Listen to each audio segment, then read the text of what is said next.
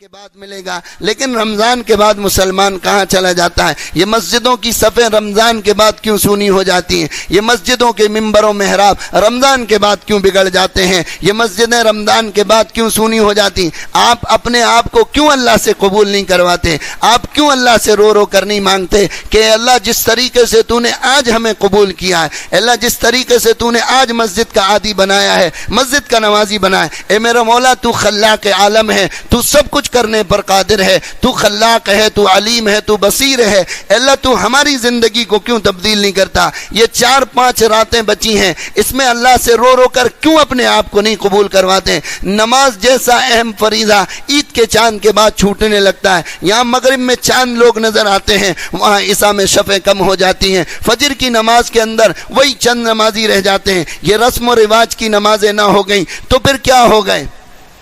اب سوچو تو صحیح، نماز جیسا اہم فریضہ جس کے بارے میں اللہ کے نبی نے ایسی شدید وعیدیں بیان فرمائی ہیں کہ کسی عمل کے چھوڑنے پر اتنی شدید وعیدیں اللہ کے نبی نے نہیں بیان فرمائی، یہاں تک فرما دیا ترک الصلاۃ کہ نماز کا چھوڑنا، نماز کا ضائع کرنا بندے کو کفر سے جا کر ملا دیتا ہے، کہ بین العبد و بین الشرک ترک الصلاۃ، بندے کے درمیان میں نماز کفر اور شرک کے درمیان میں بس یہ نماز حائل ہے۔ اگر کسی نے نماز جان بوجھ کر چھوڑ دی، من ترک الصلاۃ متعمدا فقط کفر، جس نے جان بوجھ کر نماز چھوڑ دی اس نے گویا کفر کیا ہے، کفر کی حدود کے اندر داخل ہوا ہے۔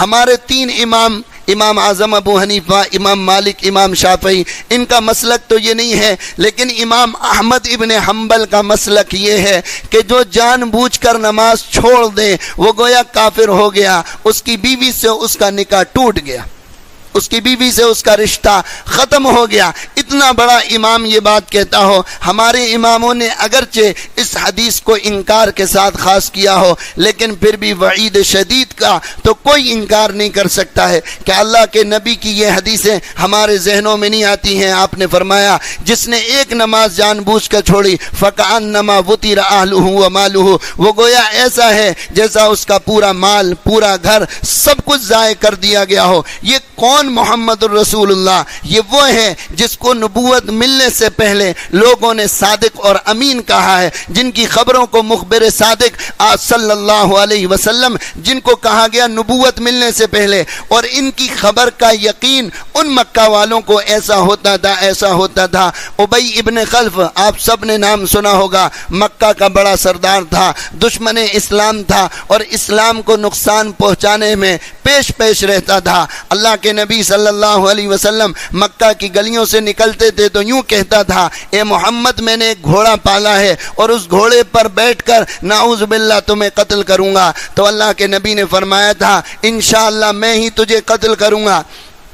کہتے ہیں جنگ احد میں یہ شریک ہوا، اللہ کے نبی کو ڈھونڈتا تھا، ملے نہیں تو اس کو دکھ گئے ایک جگہ، تو گھوڑے پر سوار ہو کر قتل کے ارادے سے آیا۔ صحابہ نے دیکھ لیا، سمجھا کہ دور سے نپٹا دیں، اللہ کے نبی نے منع کرا، نہیں آنے دو۔ جب قریب آیا تو ایک صحابی سے برچھا لے کر اس کو مارا، اس کی گردن پر لگا، ہلکا سا خراش آیا اور اس قدر روتا اور چلاتا اور چیختا تھا اور اپنے مجمع میں جا کر گیا، اور لوگوں نے اس کو شرم دلائی کہ او بھیا اللہ کے بندے، یہ تو ذرا سی خراش ہے، یہ تو ذرا سی خراش ہے، اس پر اتنا کیوں روتا ہے، اتنا کیوں چیختا ہے؟ تو کہنے لگا تمہیں پتہ نہیں ہے یہ کس کی مار ہے، تمہیں پتہ نہیں ہے۔ ابو سفیان سے کہنے لگا یہ کس کی مار ہے؟ یہ محمد الرسول اللہ کی مار ہے۔ انہوں نے مکہ میں مجھ سے کہا تھا کہ میں ہی تجھے قتل کروں گا، مجھے اسی دن یقین ہو گیا تھا کہ اگر اس کہنے کے بعد وہ مجھ پر تھوک بھی دیتے تو میں مر جاتا۔ یہ کون کہہ رہا ہے؟ یہ مکہ کا سردار ابی بن خلف کہہ رہا ہے کہ اس کہنے کے بعد اگر اللہ کے نبی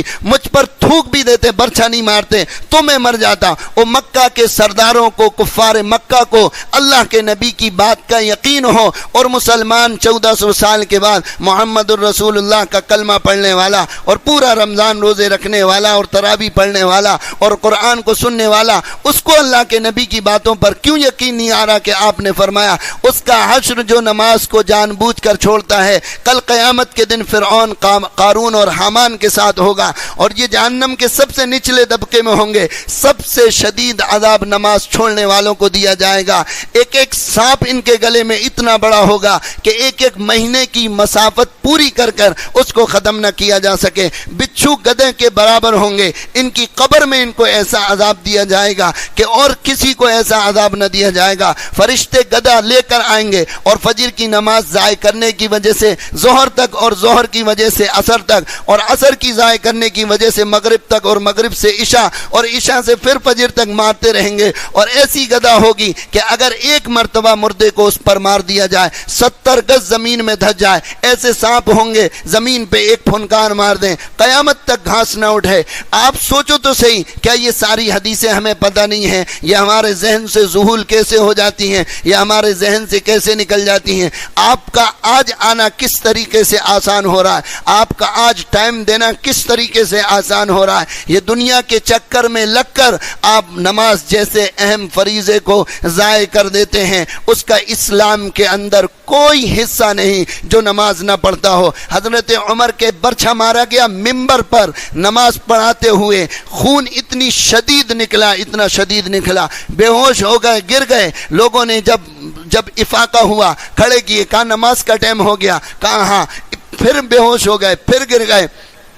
پھر جب افاقہ ہوا پھر پوچھا نماز کا ٹائم ہو گیا، کہا ہاں ہاں، تو لوگوں نے کہا حضرت یہی پڑھ لیں، کہا نہیں نہیں نہیں، اس کا اسلام کے اندر کوئی حصہ نہیں جو نماز کو ضائع کر دے۔ اور میرے عزیز دوستوں اور ساتھیوں، غور تو کرو ذرا سا، نعرے تو بہت ان کے نام کے لگاتے ہو کہ ہم حسین کا دامن نہیں چھوڑیں گے۔ وہ کربلا کے میدان میں رہ کر، وہ یزید کے سامنے کھڑے ہو کر اور فوج کا مقابلہ کرتے ہوئے ظہر کا وقت ہو جائے اور وہ ان سے یوں کہیں کہ ہمیں نماز پڑھنے کی مہلت دو، تو وہ یوں کہہ دیں کہ نہیں، ہم تمہیں نماز کی بھی مہلت نہیں دیں گے، ہم تمہیں نماز میں بھی ماریں گے۔ تو اب تو حضرت حسین یہ کہہ سکتے تھے کہ اب تو نماز کا مسئلہ ختم ہو گیا، اب تو یہ جنگ کے اندر داخل ہو گئے ہیں، اب نماز کی کوئی ضرورت نہیں ہے۔ اور اگر حسین نماز نہ بھی پڑھتے تو بھی اللہ کے نبی کی بشارت ہے کہ حسن اور حسین جنت کے نوجوانوں کے سردار ہیں۔ لیکن اس کے باوجود، اس سب کے باوجود، اتنی شدت کی پیاس اور تکلیف اور مشقت کے باوجود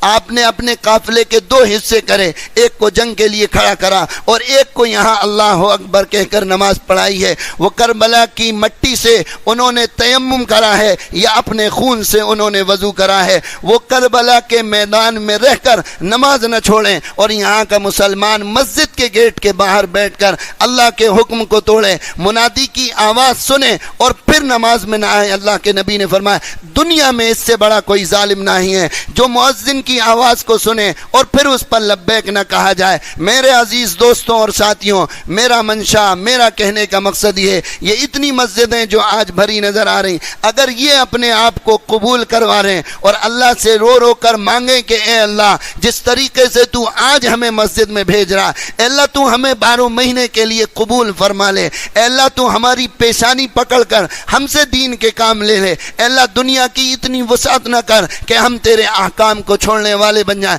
اے اللہ کم دے، سکون کے ساتھ دے، عافیت کے ساتھ دے، راحت کے ساتھ دے، اے اللہ ایسی دنیا ہمیں نہیں چاہیے جو تیرے حکم کو چھوڑوا دے، جو تیرے نبی کے طریقے کو چھوڑوا دے، اے اللہ عافیت والی زندگی، عافیت والی روزی دے دے، جو تیرے احکام جس سے نہ ٹوٹیں، تیرا حکم نہ ٹوٹے، تیری نبی کی سنت نہ چھوٹیں۔ او وہ محمد الرسول اللہ صلی اللہ علیہ وسلم اس دنیا سے جاتے ہوئے حضرت عائشہ کی گود میں آپ کا سر ہے۔ حضرت عائشہ فرماتی ہیں آپ جب اس دنیا سے وصال فرما رہے، آخری وصیت جو اپنی امت کو کر رہے وہ یہ الصلاۃ وما ملکت ایمانکم، الصلاۃ وما ملکت ایمانکم، میری امت نماز کا خیال رکھنا، اپنے ماتحتوں کے ساتھ اچھا سلوک کرنا۔ اور وہ جاتے ہوئے یوں کہہ کے گیا کہ میری امت نماز کا خیال رکھنا۔ اور بتاؤ 95% اور 97% وقت نماز نہیں چھوڑ لے۔ اور رمضان جیسے مہینے میں مسلمان نماز پڑھنے نہیں آ رہا ہوں، کیا 2 صف کے برابر اس محلے میں نمازی ہیں اور مسجدوں میں کیا 4 صف کے برابر نمازی ہیں؟ یہ مسلمان رمضان جیسے مقدس مہینے میں نہیں آئے گا تو پھر اس کے لیے کیا کوئی نبی آئے گا؟ اس کے لیے کیا خدا خود آئے گا نماز کا کہنے کے لیے؟ کیا چاہتے ہو؟ اللہ کے عذاب کو اتروانا چاہتے ہو؟ آسمان سے کوڑوں کو برسوانا چاہتے ہو یا آگ کے انگاروں کو برسوانا چاہتے ہو یا قوم لوط کی طرح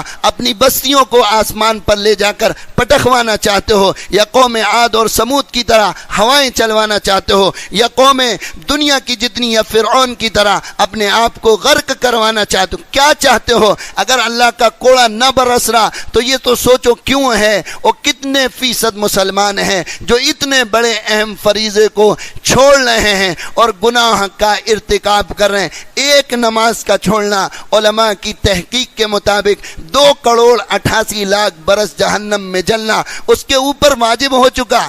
ایک نماز اگر جان بوجھ کر چھوڑ دی، جس کو بعد میں قضا بھی کر لیا ہو، تو بھی 2,88,00,000 برس جہنم میں جلنا پڑے گا۔ وہ کوئی معمولی بات ہے؟ 2,88 سال ہیں، دن بھی نہیں ہیں، اور ایک دن کتنا بڑا ہوگا؟ اور کچھ تو سوچو اپنے اوپر کیا کر رہے ہو۔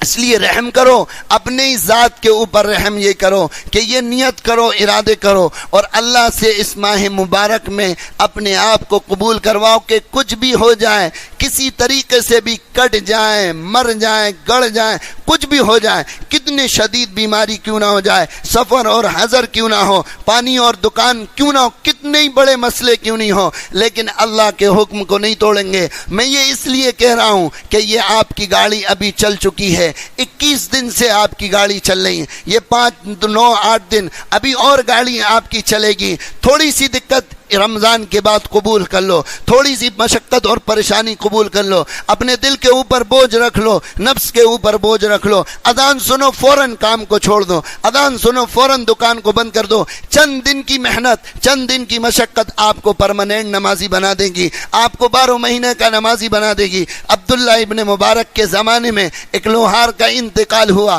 کسی نے خواب میں دیکھا تو معلوم ہوا کہ اس لوہار کو عبداللہ ابن مبارک سے بڑا مرتبہ دیا گیا۔ وہ حیران ہو گیا جس نے خواب دیکھا کہ اتنا بڑا محدث ہے اور اس کا مقام نیچے ہے اور اس لوہار کا مقام اوپر ہے، کیا وجہ ہے؟ گھر گیا اس کی بیوی کے پاس، اس کی بیوی سے پوچھا کیا عمل کرتا تھا؟ کہا یہ تو کچھ عمل نہیں کرتا تھا، یہ تو دن بھر لوہا پیٹتا تھا اور کوئی بھی عمل نہیں کرتا تھا۔ کہا کوئی خاص تو عمل ہوگا؟ کہا ہاں 2 عمل اس کے خاص تھے۔ کہا کیا؟ کہا ایک تو رات کے جب آتا تھا اور چھت پہ جاتا تھا اور سامنے عبداللہ ابن مبارک کو دن میں رات میں تہجد پڑھتے دیکھتا تھا تو اللہ سے یہ دعا کرتا تھا، اے اللہ تو نے ان کو فارغ کر دیا ہے، میں تو دن بھر لوہا پیٹتا ہوں، تھک جاتا ہوں، اللہ تیرے فرائض کو پورا کر دیتا ہوں، نوافل میرے سے پورے نہیں ہوتی ہیں، اللہ اگر تو مجھے فارغ کرتا تو میں بھی ان کی طرح رات میں نماز پڑھتا۔ ایک تو یہ تمنا اس کی تھی۔ دوسرے یہ کہ جب اپنی دکان پر ہوتا تھا اور لوہا پیٹتا تھا اور لوہے کو گرم کر کے جب اس پر ہتھوڑا مارنے کا ہوتا تھا کہ یہاں سے مؤذن آواز دیتا تھا اللہ اکبر اللہ اکبر اللہ اکبر اللہ اکبر، کہتے ہیں جس حال میں ہتھوڑا ہوتا تھا اس حال میں ہتھوڑے کو چھوڑ دیتا تھا۔ اللہ اکبر کی آواز کان میں پڑھنے کے بعد دوبارہ ہتھوڑا نہیں چلاتا تھا۔ کہتے ہیں بس بس بس سمجھ میں آ گئی، اس اللہ کے نام کی احترام کی وجہ سے اللہ نے اس کو اتنا بڑا مقام دیا۔ تھوڑی سی محنت، تھوڑی سی کوشش، تھوڑی سی مشقت آپ کو 12 مہینے کا نمازی بنا دے گی۔ یہ چند راتیں ہیں، اللہ سے اپنے آپ کو قبول کروا لو کہ اے اللہ ہم تجھ سے مانگتے ہیں، تو قبول فرما، اور اے اللہ اس کا ذمہ اور اس کا سرٹیفکیٹ اور اس کی کوئی پہچان اور علامت ہمیں بتا دیں کہ اللہ تو نے قبول کر لیا ہے اور اب تو ہم سے ناراض نہیں ہوگا، پیچھے کی زندگی کی توبہ ہے، آئندہ کی زندگی اے اللہ صحیح گزاریں گے۔ اس مہینے میں اپنے آپ کو قبول فرماؤ۔ رمضان گزرنے کے بعد بالکل سستی مت کرو، بالکل کاہلی مت کرو۔ جس طریقے سے ابھی لگے ہوئے ہو، ایک شوق پیدا ہو گیا، ایک جذبہ پیدا ہو گیا، ایک ٹرین چلتی ہے، گاڑی چلتی ہے، پٹری پٹری پر ہے، روڈ پر ہے، چلتی ہوئی گاڑی میں سوار ہونا کوئی مشکل بات نہیں ہے، چلتی ہے، رکی ہوئی نہیں ہے، رکی ہوئی ہوتی تو اس میں دھکا لگانا پڑتا، کچھ کرنا پڑتا، ابھی گاڑی چلی ہوئی ہے، قبولیت کے ایام ہیں، قبولیت کی راتیں ہیں، قبولیت کی گھڑیاں ہیں، اللہ سے اپنے آپ کو قبول کرواؤ کہ اے اللہ کچھ ہو نہیں ہو، رمضان کے بعد اے اللہ مسجد کا عادی بنا دے، 5 وقت کا پکا نمازی بنا دے، اے اللہ ہمیں کچھ نہیں چاہیے، بس تو ہماری نمازوں کو قبول فرما لے، ان روزوں کو قبول فرما کر ہمارے ساتھ احسان کا، شفقت کا، قدردانی کا معاملہ فرما دے، اور ہماری گاڑی کو اے اللہ تو رمضان کے بعد چلا دے۔ ایسی نیت کر لو، ایسے ارادے کر لو، رات ہیں، دن ہیں، دونوں مبارک ہیں، اللہ سے مانگو، اپنے آپ کو قبول کرواؤ اور اپنی ذات کے اوپر رحم کرو کہ انشاءاللہ رمضان کے بعد کچھ بھی ہو جائے، کوئی بھی مشغلہ آ جائے، کتنا ہی بڑا کام نہیں آ جائے، زمیں ٹلس زما ٹلس بندہ نمی ٹلس، کچھ بھی ہو جائے، نماز نہیں چھوٹے گی، مؤذن کی آواز